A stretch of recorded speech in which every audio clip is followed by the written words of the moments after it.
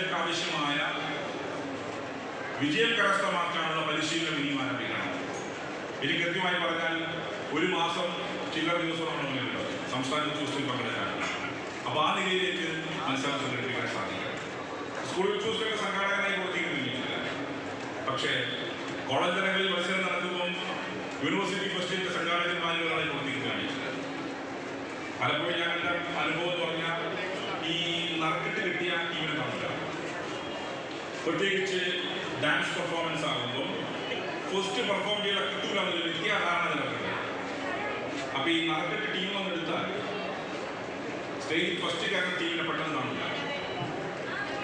നമ്മൾ 1, 2, 3 തവണ വിളിച്ചു പറഞ്ഞാൽ വരുന്ന കാണില്ല.